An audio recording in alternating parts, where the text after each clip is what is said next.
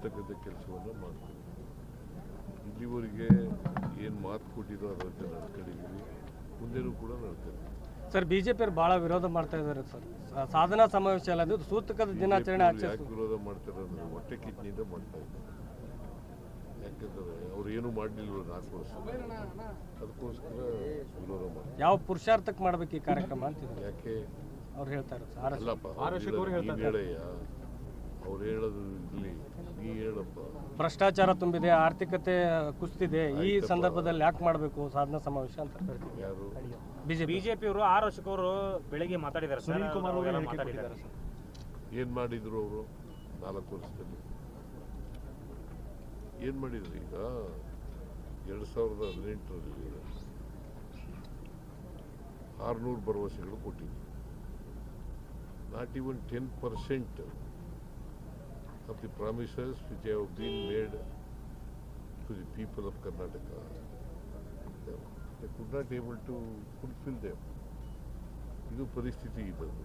ಅವರು what moral right they have ನಮ್ಮನ್ನು criticise ಮಾಡಲಿಕ್ಕೆ? ನಾವು 592 ಭರವಸೆಗಳಲ್ಲಿ 243 ಭರವಸೆಗಳನ್ನು 2 ವರ್ಷದಲ್ಲಿ ಈಡೇರಿಸಿದ್ವಿ, 2.5 ವರ್ಷದಲ್ಲಿ. ಇನ್ನು ಉಳಿದವನ್ನು ಕೂಡ ಈಡೇರಿಸ್ತೀವಿ, ಪ್ರಯತ್ನ ಮಾಡ್ತೀವಿ. ವಚನ ಭ್ರಷ್ಟ ಕಾಂಗ್ರೆಸ್ ಸರ್ಕಾರ ಅಂತ BY ರಾಘವೇಂದ್ರ ಅವರು ಆರೋಪ ಮಾಡ್ತಾರೆ.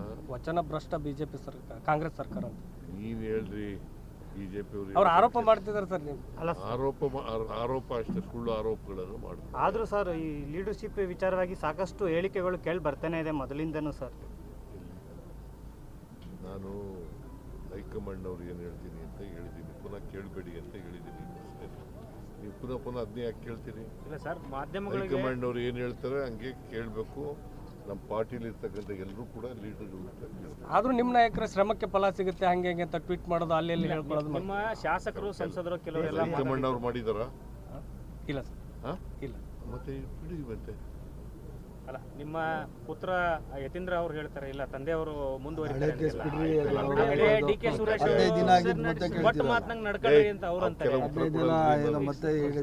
ಹೈಕಮಾಂಡ್ ಅವರು ಏನ್ ಹೇಳ್ತಾರೆ ಅದು ಕೇಳೋದು ನಾನು. ನಾನು ಕೇಳಬೇಡಿ ಪ್ರಶ್ನೆ. ಶಿವರಾತ್ರಿ ನಂತರ ಹೇಳ್ತಾರೆ ಸರ್ ಹೈಕಮಾಂಡ್. ಅಲ್ಲ ಸರ್, ಹೈಕಮಾಂಡ್ ಅವರು ಯಾವಾಗ ನಿಮಗೆ ಹೇಳ್ತಾರೆ? ಅದಕ್ಕೆ ಏನಾದ್ರು ದಿನಾಂಕ ನಿಗದಿ ಮಾಡಿದ್ದಾರೆ? ಶಿವರಾತ್ರಿ ನಂತರ ಏನಾದ್ರು ಆಗ್ಬೋದು? ಹೈಕಮಾಂಡ್ ಅವರು